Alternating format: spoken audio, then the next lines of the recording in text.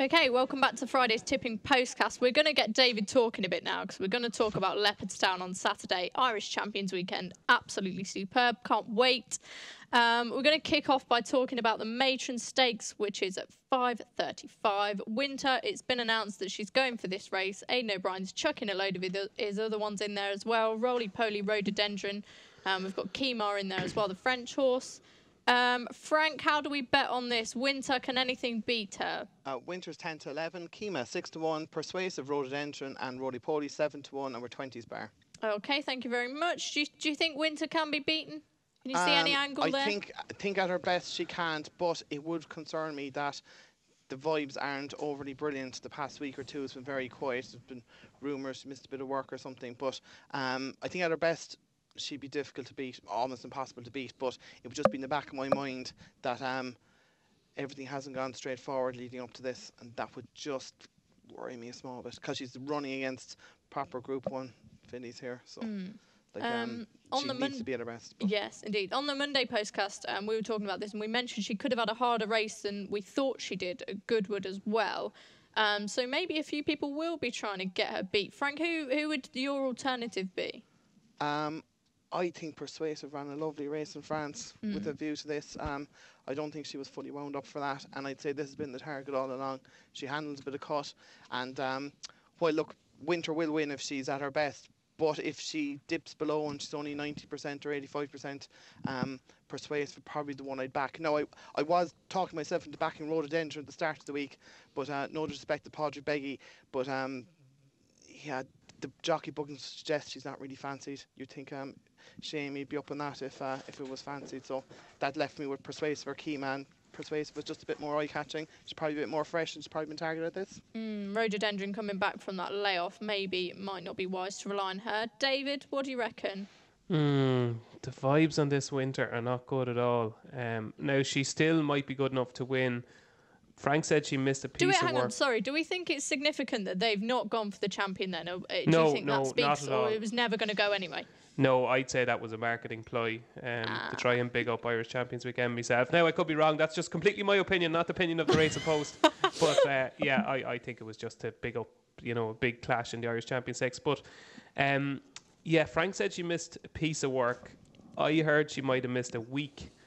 So a week at this stage could be a lot. But she's an absolute superstar. So, I often find in these, sometimes in circumstances like this, class will win out. But if she hadn't missed what she missed, or if she did miss what she missed, again, it's only rumours, she would obviously be a lot shorter than she is now, given that she's showed her superiority over these fillies before. With that in mind, like Rhododendron, I got a real positive for her earlier on in the week, but then when the jockey bookings came out, you kind of say, oh, well, maybe she's not the number 2 and maybe she's the number 3. But anyway, after all that bullshit, I think that Persuasive is probably the bet without here, maybe each way, like Frank. I think it's really interesting the way she's been campaigned this year, and I wouldn't be surprised if she's had one aim and one aim only this year, and this is it. Go back to the race last year, she was second to Alice Springs. I thought she probably got to the front a little bit too soon. And Alice Springs, it was one of these days where everything came on the outside, if you can remember. Do you remember Alice Springs won wide on the outside, and Al Manzour came wide on the outside, as did Found. I think it was a day for where the ground was quicker on the outside, and I think that run can be upgraded.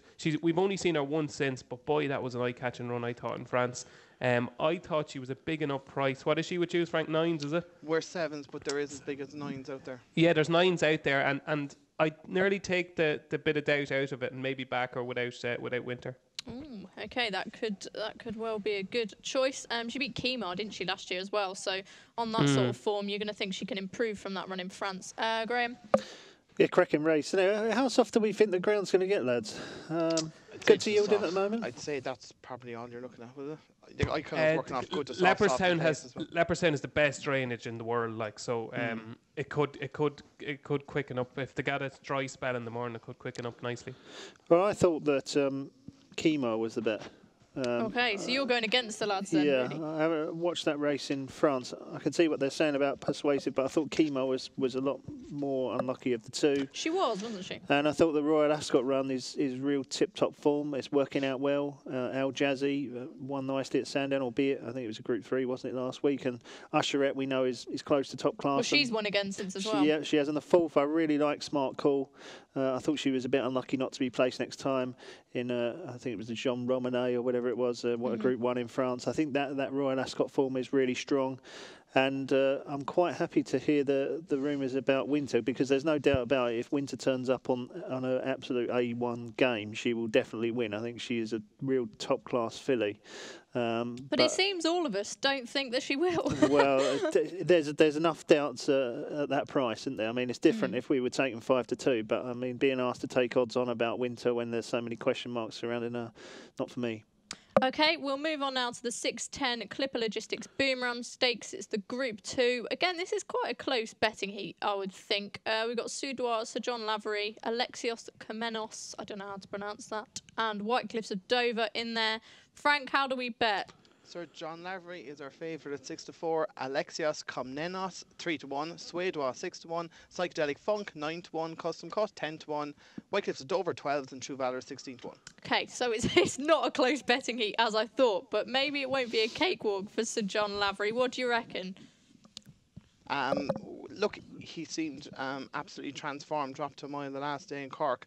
But like, while he was visually very impressive, he did beat Rose de Pierre, and it was probably just before, maybe a week before, Dermot Wells' stable started to take off, and he was getting £5 off her and beat her 3 lengths. So really, he was entitled to do that. And maybe he's kind of short enough for me. The one I like is Alexios Komnenos. I like him too. Good. He won the Desmond Stakes nicely enough the last day by a length and a half. He probably needed the return. He's obviously not the most robust. He hasn't had that many runs, 4 in total. Like, he'd won on his debut last year, and if anyone forgets, he was only beaten a neck by Churchill in the Tyros Stakes, a Group 3 last year. So this fella has got plenty of ability, and I'd say 3-1 is fair enough. I'll be backing him. I agree with you. I like him a lot. Like you say, he's a very classy horse. He's had his problems. David, what did you make of this contest? I love Alexios Komnenos. I really do. You all say it so much better than I do. We spoke about this horse on Monday, and I just cannot get my words out. Say it again. And I wouldn't be the best at pronunciation at the best of times. Alexios Komnenos. Perfect. Yeah. I interviewed Fozzie Stack earlier on in the year. He obviously took over the licence from his father, Tommy, this season. And it was quite funny. This was, I'm trying to think of when it was. I don't know. It was a couple of months ago anyway. But we were talking about Alexios Komnenos, and he basically said that he had this race in mind for Alexios Komnenos back then. And it's a funny type of race to kind of target a horse at. It's not a Group 1, it's a Group 2. But this was in his head as the key race for this horse this season. And you've got to love its run like last time at Leopardstown. Beat Music Box, who was at the peak of her powers at the time. She's held her form really well this season. I was really, really surprised to see that you chalked her up at 3-1, Frank, to be honest. I thought it would be very, very close in the betting between him and Sir John Lavery. And I actually just think he's a better horse than Sir John Lavery. And I'd agree with you. I'd say once that's revisited this evening, that'll be changed. Yeah, and I think he's a better horse, and I think he handles Leopardstown really well, loves the place. Best form is there, has been trained for the race. Like, he obviously had a problem, but I think they've got him back right now. So I wouldn't be surprised if he went off favourite, and I think he'll win.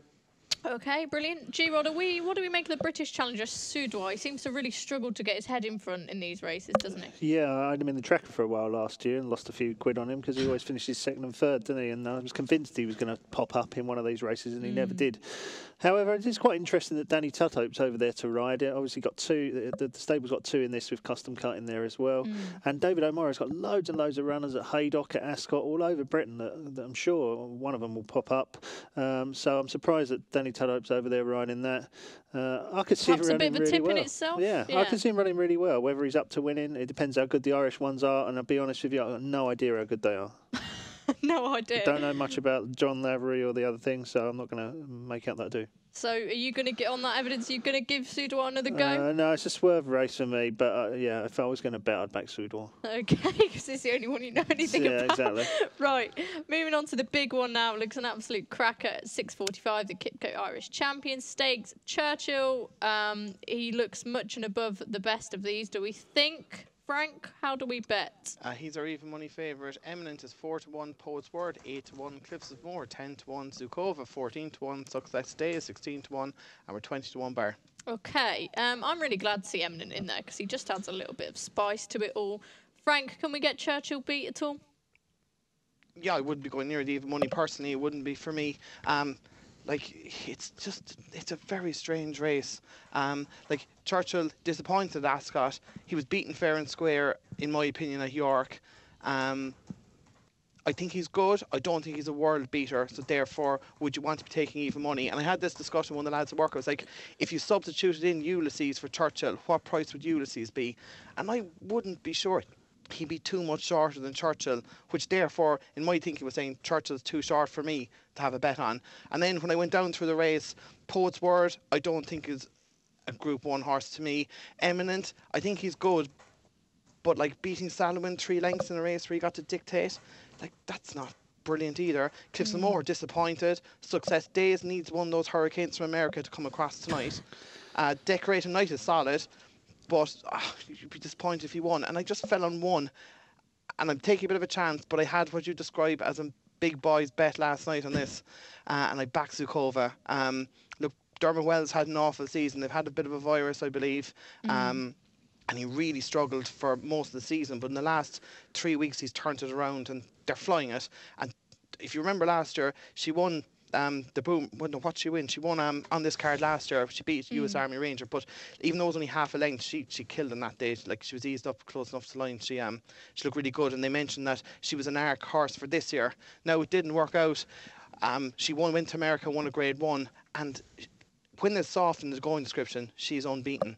And I just thought that while this is a good field, it's not a brilliant field, and if she's ready to go, I think she can give him a right rattle. What price is she again? She's 14-1 with us. I think there's a bit of 16s. I wouldn't be shocked if this went off single figures tomorrow, particularly if we get some rain overnight. And if she's ready to go, she's a huge chance. I think she's not a 16-1, 14-1 shot. Okay, well, it sounds like David's typing away. Either that or he's playing ping pong. Churchill for you, David. That would be impressive if I was playing table tennis. That's what it sounded like to me.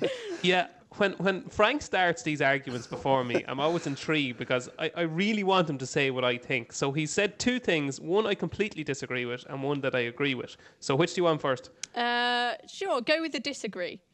Okay. Oh, I'm being given all the decisions here. I think, yeah, we need somebody to keep track of us. I think that Churchill will win.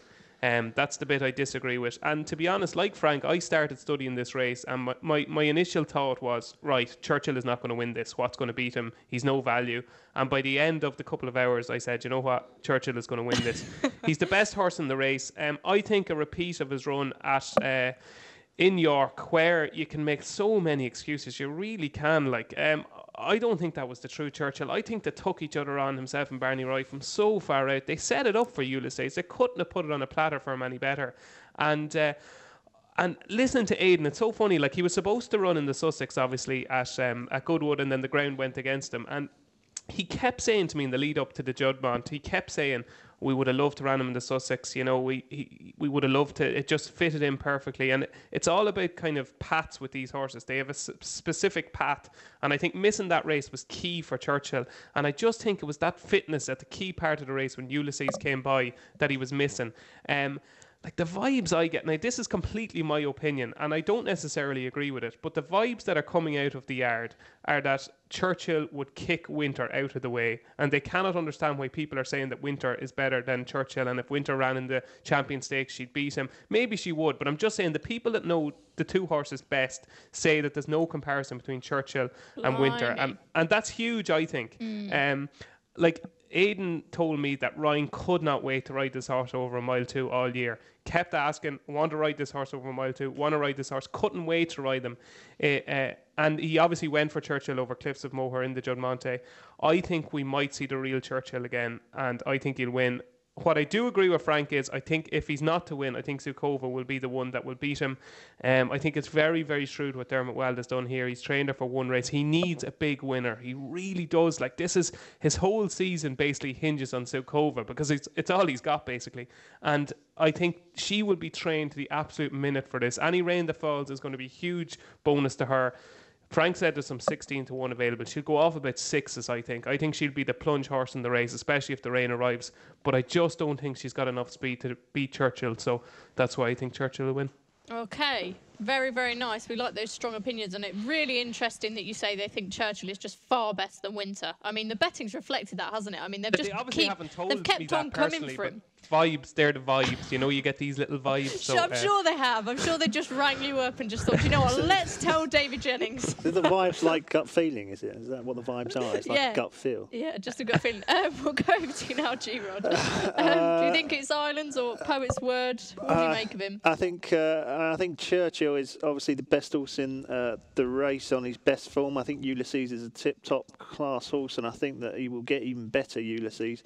And I think Barney Roy is fairly smart as well. However, the price is too short for me at 10 to 11 with doubts about the ground at the moment. Will it get really soft? For me, Eminent is short enough. I mean, he made got an easy lead in France last time, beat a bunch of Group 2, Group 3 performers. I don't get the drop-in trip for Poet's Word. I think he definitely improved for a step up to a mile and 4 last time. I think he is a Group 1 horse, but I don't think he's a Group 1 horse at a mile and a quarter. I think he's a Group 1 horse at a mile and 4, or maybe even further. Cliffs and Moa is disappointing.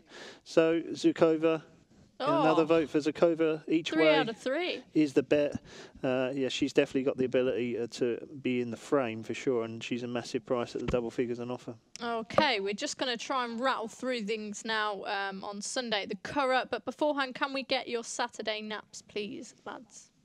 This will not be beaten. Okay, I'm going to go round the opposite way. Graham, Saturday nap. Yeah, I've got to find out where it's running. It's running at Haydock. Time to study in the 4:45. Okay, excellent. David? No, we don't like hesitation. Give us both then. I'm between two. Well, the two that it's between, I think both of them will win. Azira in the 5:05 at Leopardstown and Alexius Comnenus in the 6:10. By virtue that Alexius Comnenus is a bigger price, I'll go with Alexius Comnenus. Okay, you just like saying that word now. He's taking the mickey out of me. Alexius Comnenus. Shut up. Frank. 425 Kenton, Ectidar, get your wheelbarrow of cash out. Excellent. Okay. Can I just mention a couple of horses that before we move on to Sunday, if that's okay? Yes, just of course. Two that are on my list. One is the 540 at Ascot, Casbah. He got no run at all at Sandown last week. He is rated 97 on the all-weather. We all know that the all-weather form can transfer across to Ascot very well. I think he's running off 87 or 88 or something on turf, and he looked like he might not have won, but definitely would have been placed last week. There's a big run in him. He's likely to be 20, 16, 14 to 1, something like that. He's an each way bet. And in the 5:05 Ice Lord of Chris Wall, he is back down to a mark he can win off. He's ran 3 solid races out of the last 4. He likes a bit of cut, and he's gone okay here before. I think he's another one that'll be a massive price, and you can back him each way too.